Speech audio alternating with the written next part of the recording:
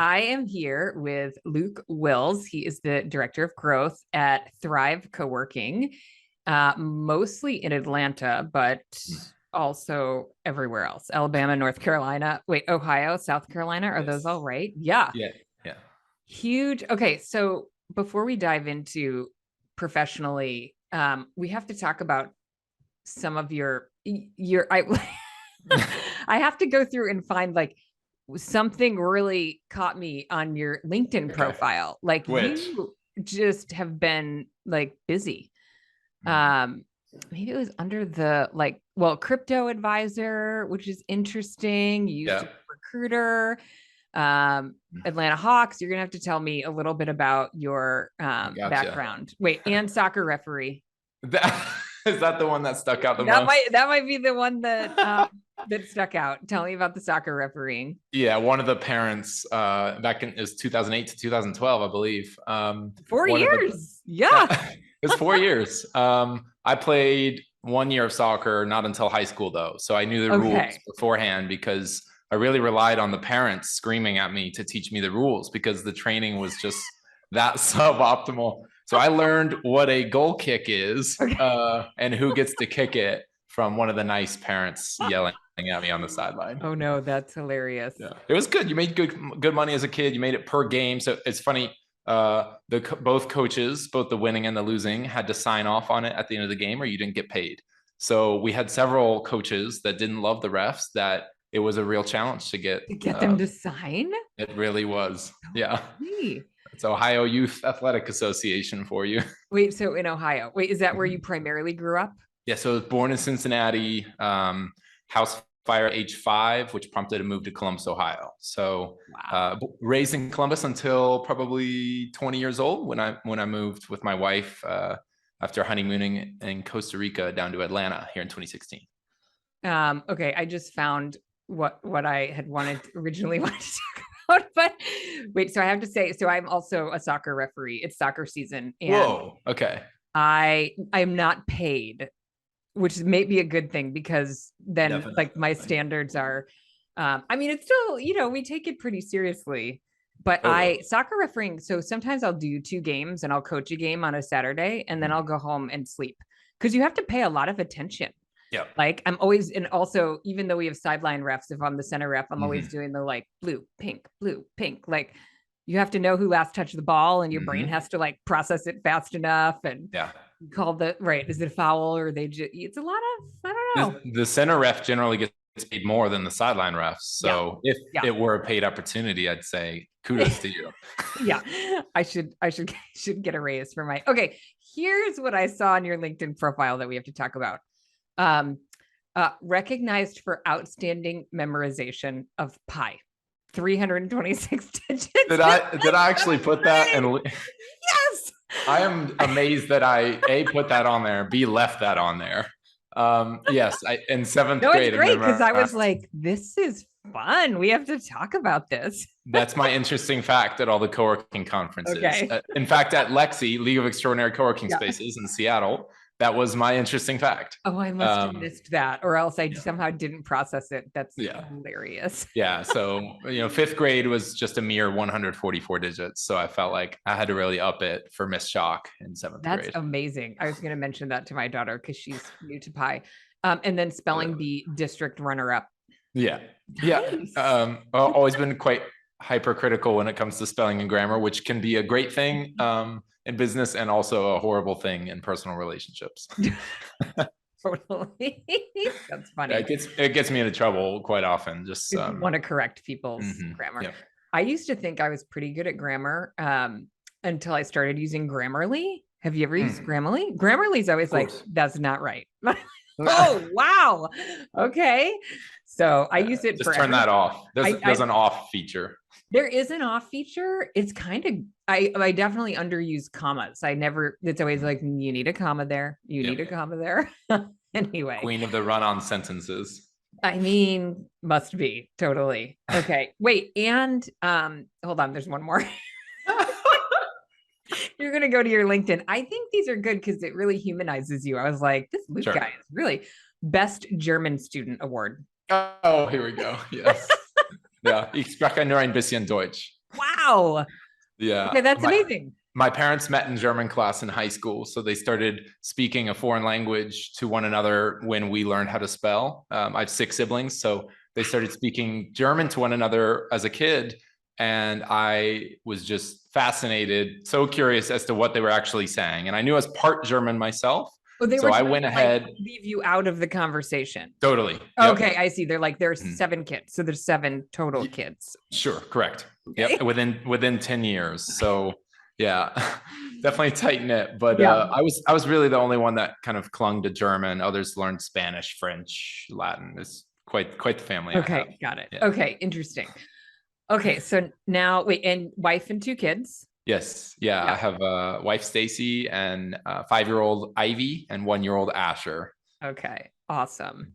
Okay, so now we've covered a little bit of the personal piece. Okay, Yeah, a lot of so person. how did you get into co-working? Because your Yeah. background is not co-working related or real estate related. So Right. yeah, tell us that story, and then we'll talk Okay. about what you're doing at Thrive.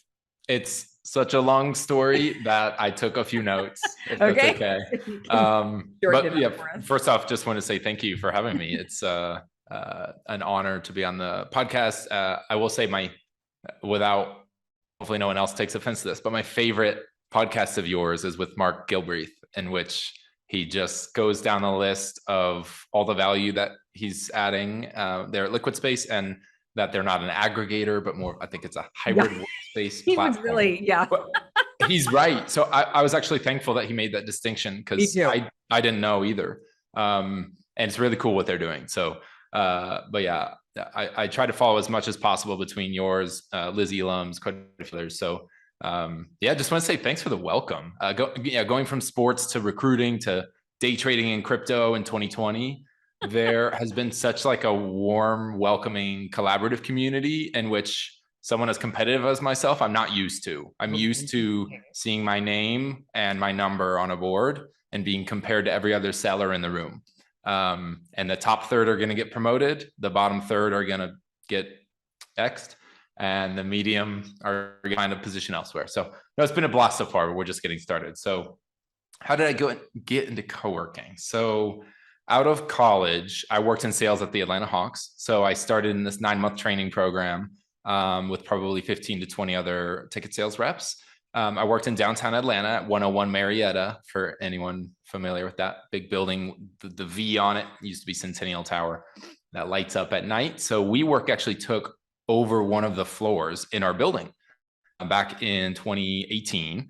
And our team was growing and consolidating some of the real estate portfolio. So our marketing and C-level execs actually worked up on the floor above us for quite a few months.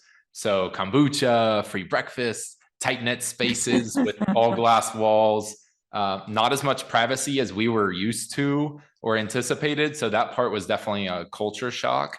But what a great view and a cool experience. And we're meeting other tenants in the building, in which we were just, the Hawks are on floor 9, 18, and 19. That's their island. Don't go on that island. But really opened us up to like, there's other people that work in this building. Like, it was really neat. It's like a mindset shift. Yeah. Absolutely. Yeah. And like, this is co-working. I've heard a little bit about this, but and the whole, Adam Newman was growing that empire at the time. Now, before the pandemic begun in March 2020, I was selected to part in the Hawks inaugural innovation lab. This was with my former hiring manager, John Adler, and the super smart Cornell grad, Jen Choi, who was the director of innovation. So she came from a background experience leading product and innovation teams at Dropbox, McKinsey, Amex, and Accenture. So she came in with, the capital that the Hawks had provided to really infuse, like, how can we think about topics, whether in-game experience, like fan experience, or flex work arrangement, like all sorts of topics. Like, let's narrow down that first topic that we're going to select. So within State Farm Arena there, the first topic was flexible work arrangement. And so I was very passionate, as I live about a half hour away from the arena, and I was in there every day selling tickets, then working all of the home games, doing on-court fan experiences. So if you can imagine, I was the guy doing the hype tunnels, like, let's go Hawks, like getting everybody hyped up in the tunnel, making sure that they didn't trip, punch, hit any of the players. So that was a blast. But, you know, I now have two kids. I just had the one at the time. So after our daughter started realizing how often I was actually gone, I was, you know, my heart felt a little weary on that, right? So I always wanted to be around for my family. So I was getting ready to switch positions or careers altogether when this happened, and pandemic hit. We were super well prepared as an organization because we had just migrated over to Teams. And so we were good to go. I really value the hybrid approach of going in every now and then, and the social element of still that in-office component without a mandate to come in. Yeah. So my first days, you know, my early days at the Hawks it was very micromanagerial, fresh out of college. So no harm, no foul there, because they're teaching you life skills too. And you need to meet people. I do kind of buy that argument when people argue, like, what are you doing with your 22 at home all the time, right? Totally. Yeah. And I was one of the few not going out with that social component because I had a wife and all of a sudden a kid. So it mattered even more to me to see people in the office, because that's where I was building relationships and getting FaceTime with, you know, senior level reps and higher. So after the pandemic hit, obviously I was in group ticket sales at the time, but I also sold courtside seats and annual suites. So the CDC comes out to the group ticket sales department. And by the way, they were one of our clients. So we sold tickets to them downtown Atlanta. And they were the last group. I'm shocked I'm saying this, but they were the last group to cancel before the pandemic on their outing. So they were brushing it off like, it's fine, it's fine, it's fine, which was just mind blowing. But yeah, I was fortunate enough to get promoted quickly there and stay for quite a while. But, you know, pandemic hit, no fans in the arena anymore. So I made a lateral move to IT recruiting through one of my clients. Figured I'd work my way up and, you know, being able to help people find jobs and learn more about technology, an industry in which I didn't know a ton about, but was super passionate and wanted to learn more about. I was like, let's just do a reset here. You know, I made really good money at the Hawks for someone in their 20s and with no experience. But I was working a lot and was looking for a career shift. So 4 months in to my new career, brand new career, post-pandemic, I get a call from Ramon, who I met years ago at a purpose-driven leadership retreat in North Georgia, in which we got to know each other in a very genuine, raw environment. And he called me right after that meeting with the private equity group in Scottsdale, Arizona, called 33 Degrees. And he said, so I just got out of the meeting and I just wanted to see where you're at. Like, I wanted to plant a seed because we're going to need help on the business development front. And you're like my first call out of this meeting. Like, I need you, just think about it. And wait, had you talked to him? Had you kept in touch with him? I had kept in touch with him. Yeah. Okay. We had met up for coffee a couple different times. He asked if I'd be the director of sales when it was just 3 or 4 locations. And I was, for a 24-year-old, I was making way more money than I was used to, doing exactly what I loved. I'm a diehard basketball fan. So like watching Kyrie Irving and LeBron shoot jumpers on the court and helping the kids just make sure they rebound correctly. Like, that's my job. What? Was awesome. And I didn't want to give that up. Sorry, Ramon. Yeah. So I love you, man. But yeah. But he's like, this time it's different. Like, we have capital and like we're growing to 500 locations and I need you. Just think about it. And we met, a little bit later and, the rest is history. But man, those people, I suppose he saw, talent in me when we first met and an energy that gave him the feeling like where you just know that it's a good fit. Like, we're going to work together one day. Yeah. I'm sure you can resonate with that. So yeah, so here at Thrive, like, through our core pillars, it's love, purpose, and trust. We hire for good people like Ramon was doing with me that embody those ideals and then naturally fit our brand's culture, right? In the following order, like culture, talent and skills, and then experience. So like you alluded to earlier, Jamie, I've no experience in real estate prior outside of buying 2 homes, like as residential primaries. And no experience in coworking. I had been following it for a while, so I could probably pull up texts since I never delete texts with Ramon that said, man, I'm sure you guys are struggling right now, but flex is the future. Like, take it from us, who we have 3 floors in downtown Atlanta, the Hawks, and no one's in there, and they're not going to be in there for over a year.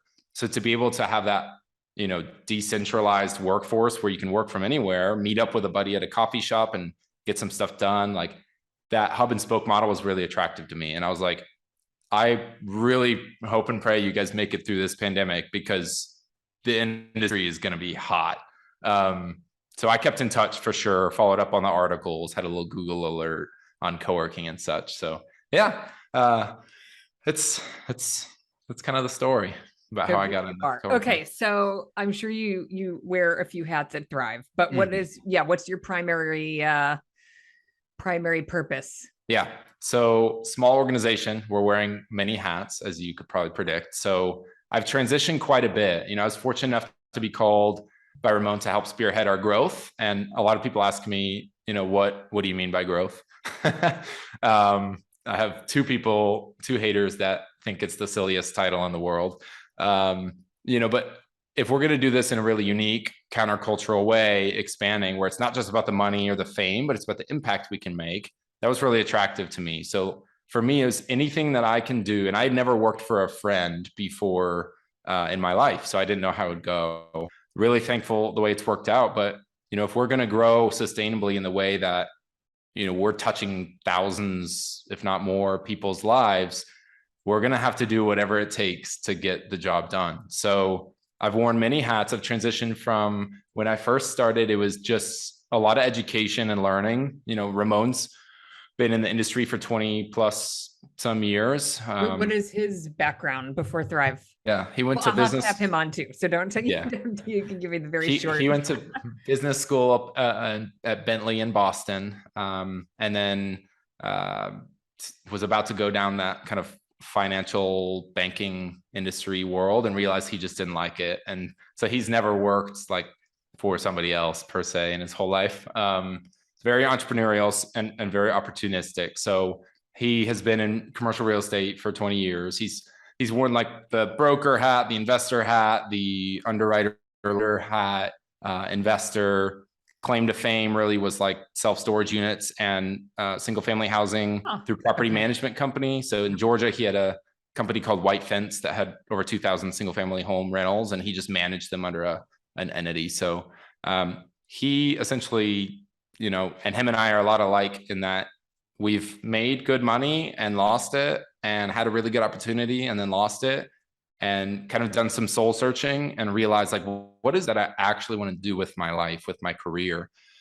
So that kind of leads to, I'm in the right, early on, he told me, you're in the right company, you're not in the right position. So I've been gaining just all sorts of different experience in co-working, and learned what it means to be a community manager a little bit, just in supporting them. But my main role was like data analysis and walkability studies at first. So if we have this massive goal of 500 cities, and I went to school for financial economics and business management, sport management. So I have a little bit of a finance background. So we're going to need to know, like, what makes it a good city, and which do you grow to, and which do you say, no, not right now, maybe later. So we did a lot of data analysis. My buddy Gabe and I, and he comes from a finance and blockchain tech background out of Silicon Valley. We put together a sheet of over 600 cities in which we evaluated through Tableau, kind of through heat mapping, with all different parameters, walkability studies based on the census, the population, the household income, the quality of the buildings within the downtown suburb. And really what we're targeting, which many have kind of figured out at this point, is like vibrant, walkable downtown city centers within suburban tertiary markets, mixed use developments, these really where remote employees are locating to is been our niche before the pandemic even happened. I think pandemic just accelerated that notion. Wanting to work where you live already and where you be entertained.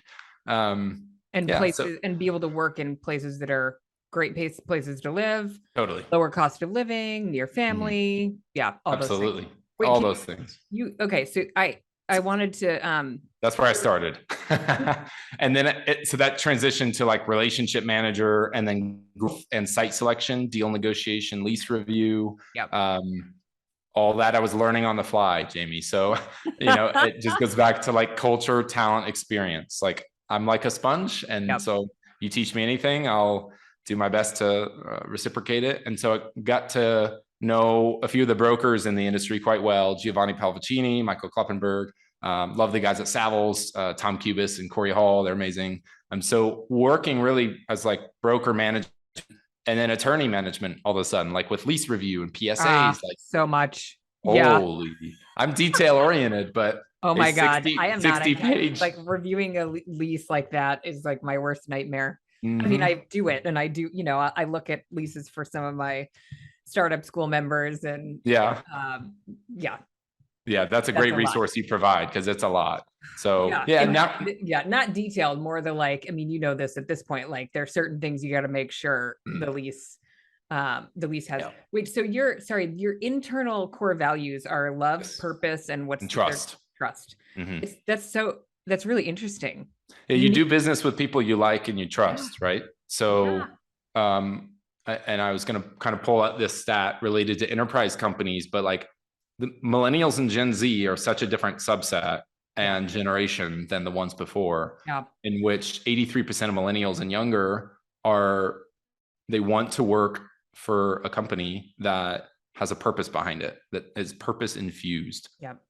So, understanding how many, just by the sheer population count, millennials and Gen Z and beyond are coming up, like that's important for us to understand as our target market. Like they want, and they're willing to spend more money with the companies supporting philanthropic initiatives, right? Yeah.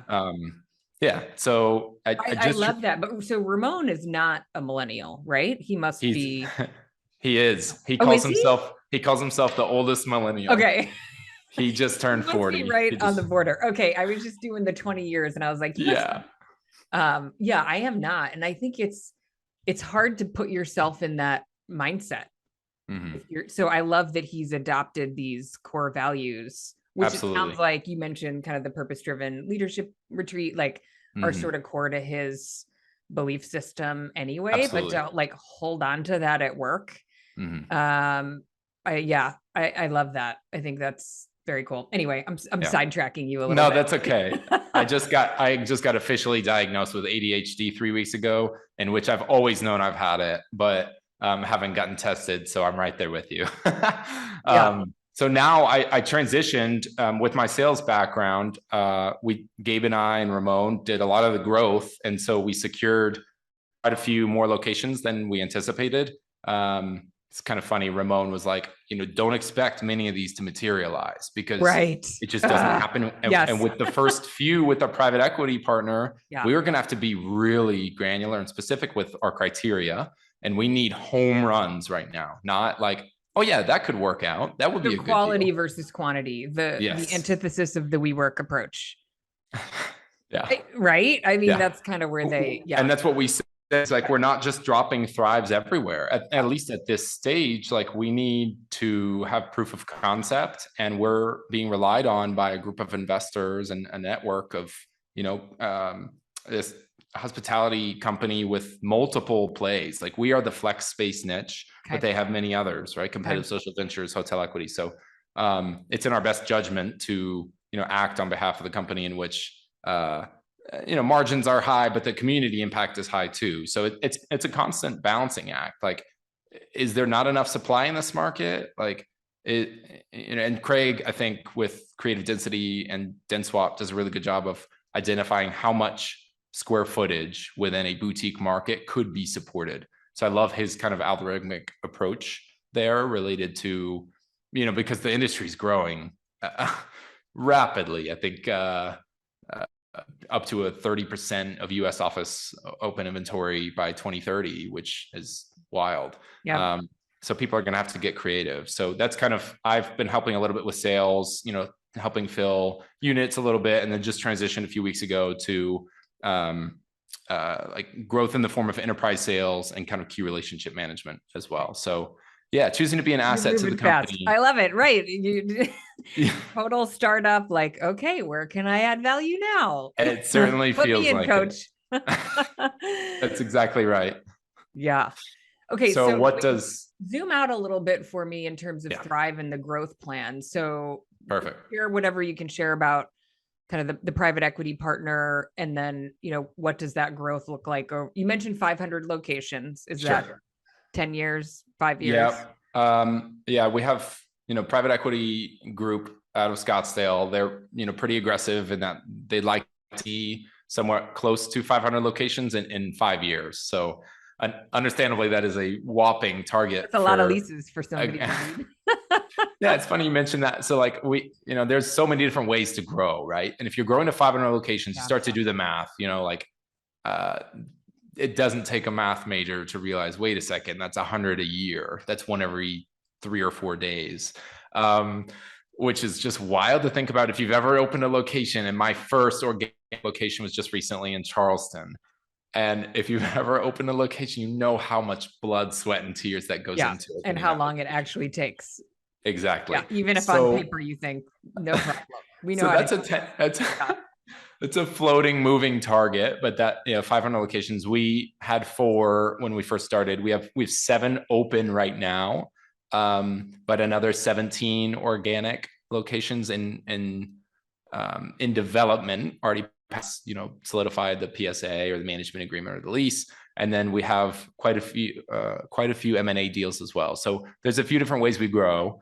Organic could look like a management agreement. It could look like a lease or a sublease converted to a traditional lease. And then it could look like purchasing the building. So we're very fortunate in that, unlike a couple other operators, we don't need to stick with one growth method. Economic where man, it has opened the door so much to creative deal structure, right? And so the leases as a result are not as cookie cutter, but it's been fun to brainstorm with landlords that are wanting to get into the industry, but don't, their underwriters, even, their lenders aren't willing to take on that much risk. Oh, well, how about if we start as a management agreement, but then transition it into a lease over time, or vice versa? And all of a sudden you're like catching their eye a little bit. Like, I mean, okay.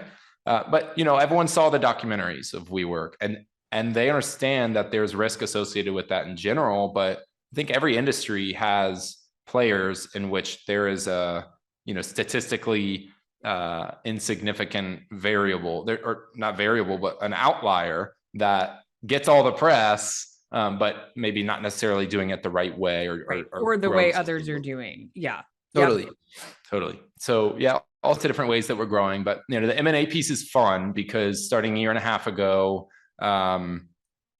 many operators may have heard from us that are doing a really good job in their markets. So what we've, brainstormed on is like, we are acquiring particular locations and partnering with operators in markets that we believe in that are on that list and that scored really, really high. And we're coming to them and saying, hey, your market way better than we will here in Atlanta, where I'm from, Columbus, Ohio, where Gabe's from in Charlotte. Like, we know those markets, but not nearly as well as you do, especially the submarkets. So if there's, we're looking to simultaneously, while we grow organically, which takes forever, create like a coalition of local boutique operators in these vibrant, walkable city centers and mixed-use developments, these thriving submarkets that are coming out of the woodworks, where we can make a real impact together with our joint mission and access to capital, right? Whether that could look like a majority buyout or minority. So if that's we'd like to have a conversation. We're open to it. So there's been no conversation that we've shut down. We're very open and very, very flexible. We say that all the time. So they're like in that category, sort of this is a best looking fit, like in terms of size or product mix, or I'd say like, our locations, Jamie, are generally anywhere from 10 to 25,000 square feet. I didn't even ask you that. We like dove right into spelling these in pie, and 3.1 for 159265358. So 10 to 25,000 square feet. We believe in having a dedicated on-site community manager in each. And so to sustain that in the financial pro forma on the back end, Yep. you have to have a certain amount of square footage for us to make it make sense, but also don't want it so big that people get lost in the shuffle and don't even know who's sitting next to them. We're very, very communal and experience driven. So, you'll be whitewater rafting and hang gliding and paintballing with the guy that comes in every other day. So we want that, we want to be able to curate opportunities and experiences like that with people that recognize, the people coming in and out, but maybe not total strangers.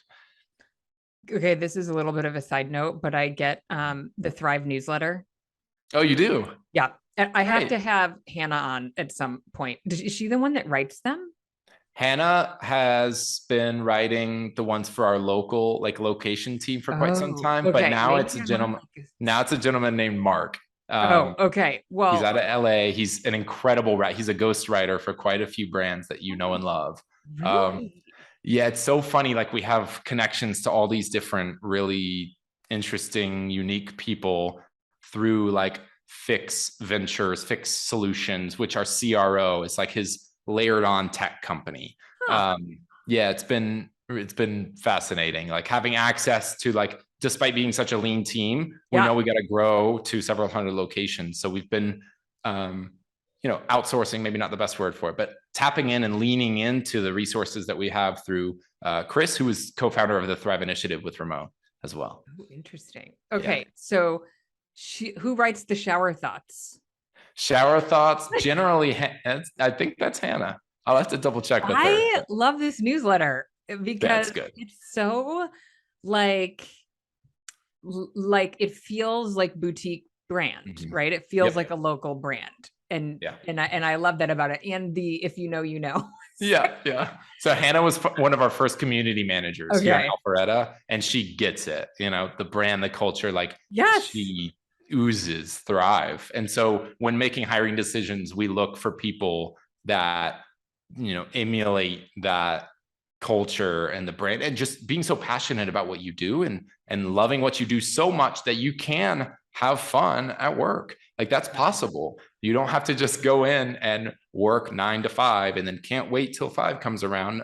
We all work way harder and way more than we usually would because we're passionate about what we do, because there's such an impact that we can make in people's lives through our nonprofit, because the experiences and the adventures open up the door for relationships and business connections that never would have been there had you not decided to show up to the space today. So we're looking to implement that at scale. It's challenging. So how do you grow as a boutique operator at scale to the tune of 500 locations? Really, really challenging. So we're leaning on people like Hannah and people like Kate Sampson, our community manager up in Columbus, Ohio, or Deidre over in Holly Springs, or Hannah Ritello in Charleston, people that have lived there for quite some time. Josh, our former community manager, nicknamed the mayor of Alpharetta. So we want the mayor of Charleston being our community manager, representing our brand. So I love that you have to be really intentional, but you have to be really compelling as a company to attract those people. Definitely. And that's one of the biggest challenges. People have to show up and be on site every day, which you already said, is a reason, that one of your former jobs was challenging. I think that's hard for recruiting in that role. Definitely. Yeah. Making calls and just expecting to be in the office. Yeah, that's totally true. So it looks like our tentative goal growth wise is to have 40 locations open by the end of next year. That's almost one a week. Yeah. Since we're doing math.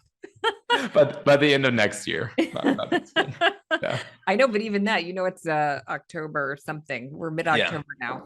So 40 minus 7 is 33. So, and there's a few operators that have done a really good job, and that's a challenge too, is acquiring a space, in which we've done twice now.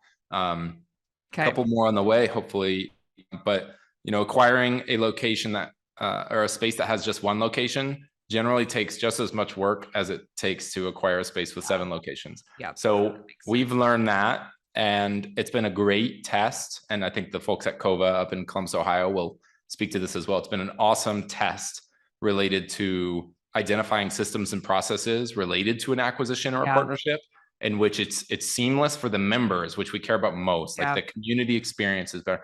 honestly, it's so funny. The feedback we got from them, Jamie, the members up in Columbus, Ohio, was, they were charging for snacks beforehand. And they were like, we thought you were going to come in here and change everything.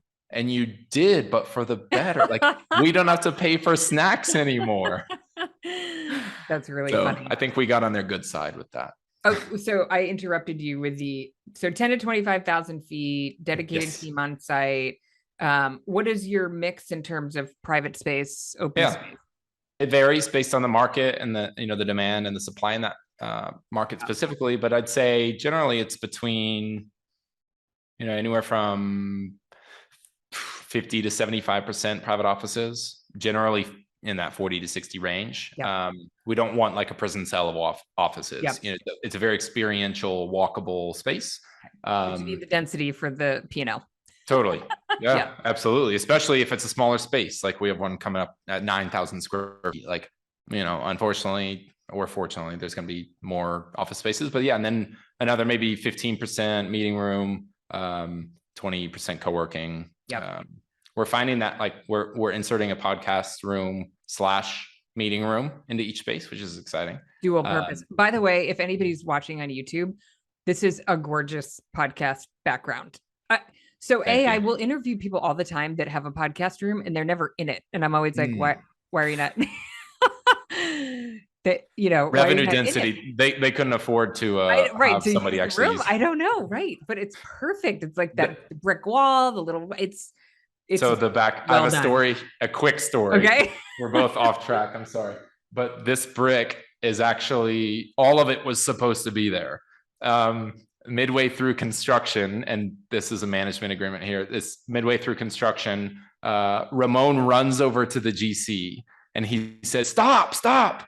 That's supposed to be, you're not supposed to bulldoze that. You're not supposed to demo that. And so halfway through the demo, they stop him. And they look at it and they were like, and Ramon's such an incredible leader and optimist. He's just like, you know what? That looks amazing. Like it like teeters off, just like cool. Totally.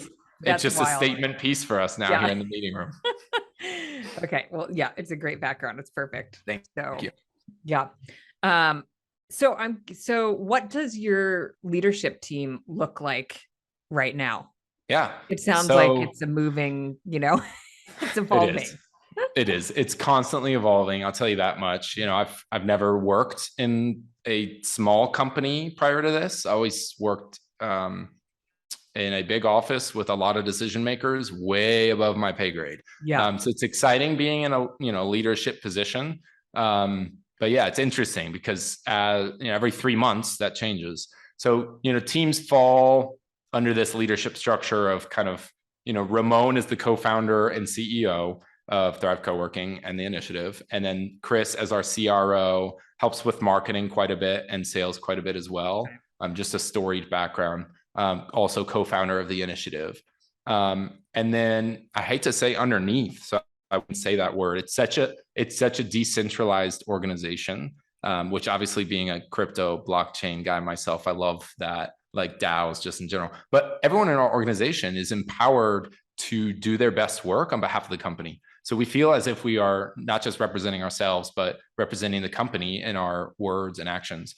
So I've never felt more empowered personally to freely add value, and freely, I think, is the point there, without fear of like micromanagement or shadowing or harsh criticism.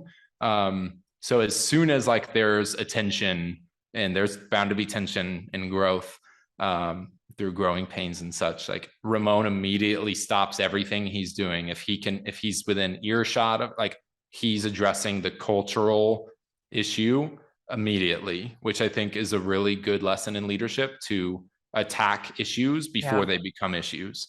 So he's done a really good job leading us. And that's part of why I think it's important to be in the office sometimes, is because there's certain things you don't hear if you're not in the office, just as a remote employee. So Ramon has been leading us here since 2015, when our organization was founded, but the JV with 33 Degrees was founded about 1.5 years ago. So they invested us and basically fueled, they're saying, we'll fuel your growth, corporate, like we're going to fund your corporate salaries and such and benefits. And then, let's grow together. and knock this thing out of the park. So Ramon helps with overall vision, the real estate, of course, investor relations, construction, and M&A.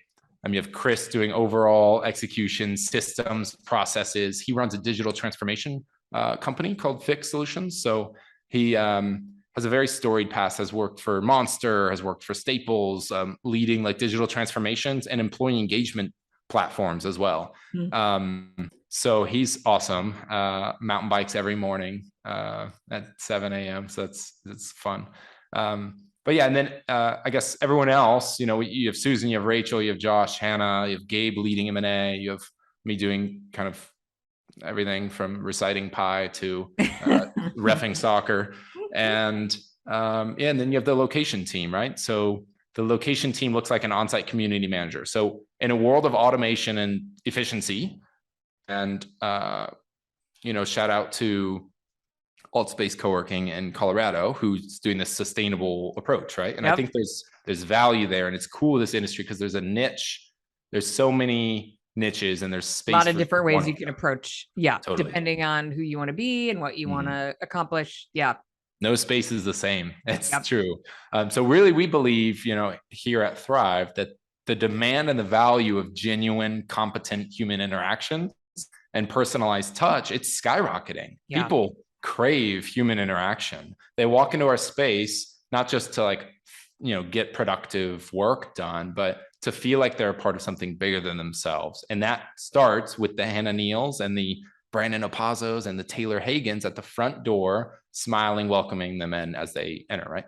So community managers, they're empowered to do member events, coffee, the adventures program that we have here in Alpharetta and beyond, and really empowering employees at the local level is important to us because a lot of the feedback that we get that helps corporate comes from the people in boots on the ground, right? Yeah. That's no surprise. So yeah, very decentralized executive structure. We have a board that's going to be launching here soon for both the co-working space and the initiative. But Taylor was well represented at GWA. So it was really cool to see him win that award. Oh, that's right. I totally forgot about that too. Yes. That's Thrive. Yeah. He won the US award for best co-working. Him on too. I should get him and Hannah to do episodes. Yeah, that would be awesome. But yeah, we're honestly so blessed to have him because it starts with guys like that are able to then, now wearing the hat of regional community manager. So he's managing the community managers all across the nation as it stands. As we scale, we'll have more positions to add, but he's managing the Charleston, the Holly Springs, the Columbus, Ohio, and then the 3 community managers here in Alpharetta, Canton, Milton. Okay. So yeah, quite busy. He's a great leader. If you read some of his experience, he ran a coffee business in Nepal for 5 years and former missionary. Like, it just has a wild past and a beautiful family, unfortunately sick at home right now. So hope he heals soon. But yeah, we're just super blessed to have the right people showing up and, with a 100% retention rate. It's been incredible. So knock on wood there. Exactly. Right. We'll see how the next 40 locations go. Yeah, that's right. Who's responsible for filling the locations? Like, lead gen? That's, lead gen. Chris Smith kind of spearheads the lead gen on the digital social media side. Rachel Palazzo is the director of sales for us, who's incredible and was one of the first community managers as well at Thrive. So a lot of the leadership team started as a community manager, which I think is a testament. I was thinking about that when you're talking about Taylor. Like, it's awesome because not every, lots of independent operators sort of struggle with how do you, offer advancement to team members. And you guys are like, the sky's the limit right now as you're growing and people can grow into new roles, which is fun. Yeah, very exciting. And then, so I was helping Rachel here for the last 3 or 4 months, but now I've kind of transitioned in the enterprise space, right? So is that an outbound sales role? What does that look like? Yeah, so a little bit. It doesn't feel like outbound. You say outbound to somebody that came out of college making 100 calls a day at the Atlanta Hawks. But I wonder, because this topic just comes up a lot, right, from operators, like wondering, what does that role look like? So that's partly why I ask, like, Right. or relationship or partnership management, and you don't have to tell us all your secrets, but whatever you can share about what it looks like. Very few of those. I'm quite transparent. But yeah, what is it? What does enterprise growth look like, especially for a boutique operator? What does enterprise growth look like? Is a great question. I think helping enterprise company leaders challenged with the hybrid work movement and model, and really driving engagement to their workforce in a sustainable way. So, for example, we're working with the enterprise model that loops in the philanthropy aspect is unique as well. So there's a real estate play and there's an employee engagement play through our nonprofit. So we're talking to a number of Fortune 500 and 1,000 companies that their leaders are really intrigued as to how we can curate like a hybrid work model by having Thrive as like Thrive running the building and managing the space, and having the enterprise company serve as anchor in our locations, and then infusing that culture of philanthropy and doing good and inspiring productivity, productive, rich, amenity-rich workspaces and markets. Company with remote employees in areas where we have a space existing in development or on deck in these vibrant walkable areas, they are growing and need the scalability of the co-working industry to help support their growth needs on the real estate side. And then just the ability to customize like a curated solution. So we foresee enterprise tenant member serving as the building anchor, and then we'll fill in the ecosystem of solopreneurs and growing small businesses around them to bring the vibrancy and the life and the energy that people expect in a Thrive co-working location here in Atlanta or beyond. So I think just that notion of 24/7 philanthropy, 365, like through our Change Roundup program, through our micro donation app, it's just really fascinating. So yeah, we're excited to see what that looks like, because enterprise growth, you heard a lot at GWA, and Miranda Stewart actually just called me like during our interview here. So funny. You hear a lot about it and like just how much growth is coming and how we're going to be drinking out of a fire hose here soon. So operators really have to step up, and landlords, who are experimenting and dipping their toes in the industry, we have to step up and think about what niche we're serving, what target market we're serving, and then not necessarily pick a lane, but the supply is way beneath what it needs to be. So yeah, that's exciting though on the growing side of things, because it's encouraging and validating, because we have so much demand. I mean, Garrett with Huga in Charlotte is like, I have to turn people down every day, and that just pains me. So it's exciting, but sustainable growth matters so much. So that's kind of why we're looking to partner with folks, is like, hey, we have like access to capital in which we are ready to grow, and the markets that you want to grow to. So let's connect and see if it makes sense. I don't know how that aligns. Okay, so I have 1 million more questions for you, but only a few more minutes. Can you talk a little bit about the not-for-profit side of the business? And you mentioned that a few times. I was just pulling it up on your website.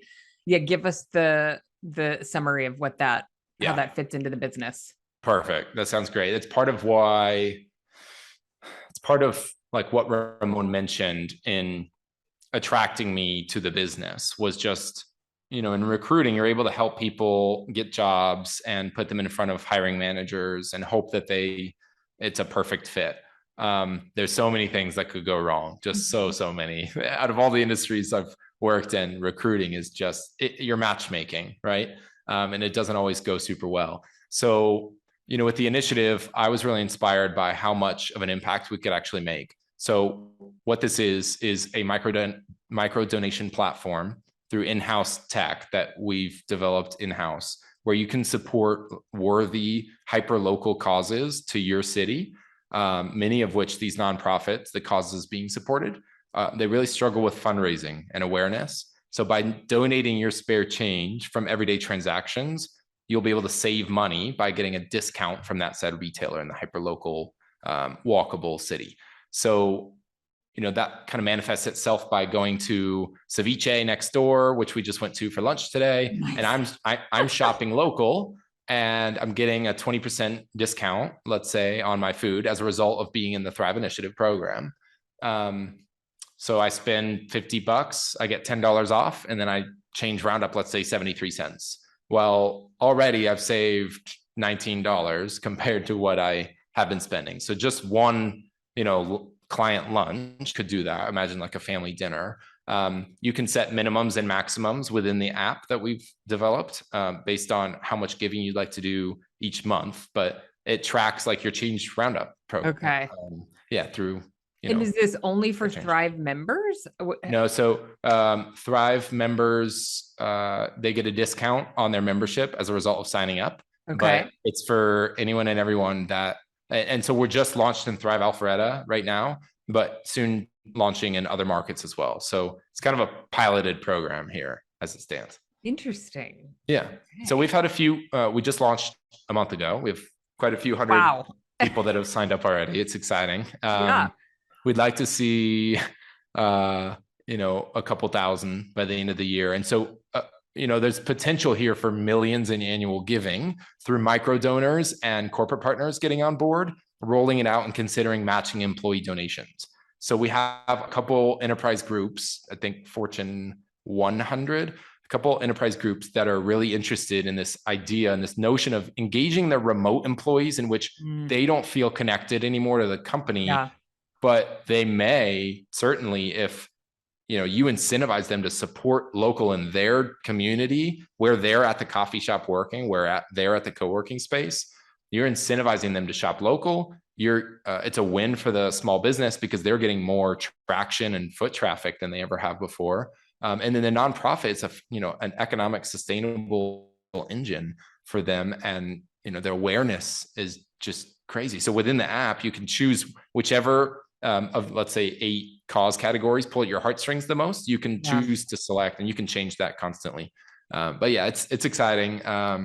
Just getting people on board with like our culture, our vision, our mission. That's more than co-working. It's leading the way to conscious capitalism for cities and for small and large enterprises that don't have it yet figured out, but partner with us. Like, the initiative is the lifeblood of our organization. We see a real need there, and we have the capital, thankfully, to deploy that and implement it as we grow.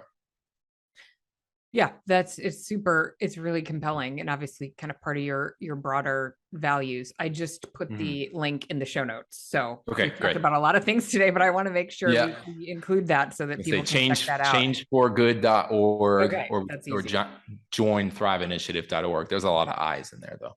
Yeah, exactly. The changeforgood.org might be easiest to remember. Okay, we're at the top of the hour. Thank you for taking the time. I know this went so fast. We might have to do this again. Thank you for taking the time to do it and for sharing your story and sharing what Thrive is up to. It was fantastic, and we wish you the best. If anybody was interested in anything you shared today about kind of partner opportunities, how should they reach out?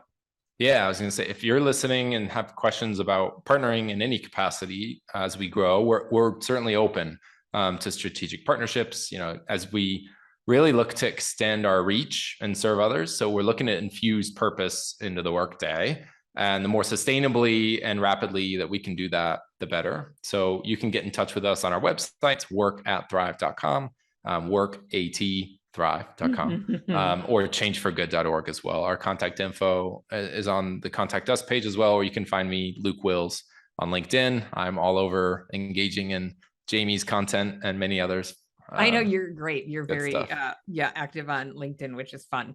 For someone that hasn't worked in the industry and just a year and a half, like being able to follow industry thought leaders like yourself is such a blessing, because not every industry is as collaborative as this one. I'll just say that much. Yeah, no, 100%. People say that all the time. But you're also investing, right? You showed up at Juicy, you showed up at GUA. So making the time to do that and to engage and get to know people also makes a big difference. So, can't wait for the next ones. They just got announced. Oh, I know. I need to buy my Chicago ticket. Yeah. Although April in Chicago is it's a little risky, but I'm excited. Seattle was amazing for that one day, and then every other day was just yeah, miserable.